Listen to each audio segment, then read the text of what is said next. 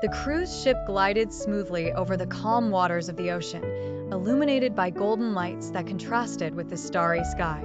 Lara leaned against the railing of the upper deck, feeling the salty breeze caress her skin. She had come to escape routine, to lose herself in days without schedules and nights filled with music and wine.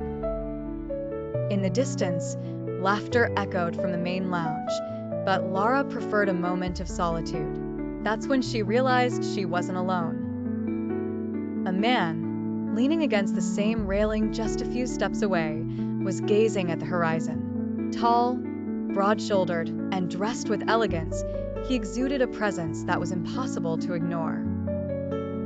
Without speaking, he turned and looked at her. His gaze was intense, yet carried an intriguing calmness. Lara quickly looked away, feeling heat rise to her cheeks, but before she could move, he approached slowly and offered her a glass of champagne. She accepted it, surprised by the ease of his gesture.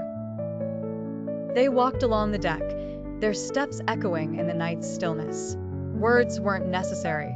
The shared glances and subtle smiles created an invisible bond, pulling them closer with every step.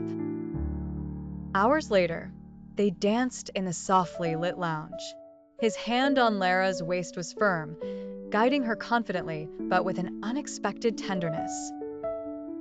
Lara felt warmth ripple through her body, each movement bringing them nearer. When the music stopped, he took her hand and led her outside, back to the quiet deck. There, under the full moon and the sound of the waves, his fingers brushed her face, gently tucking a strand of hair behind her ear.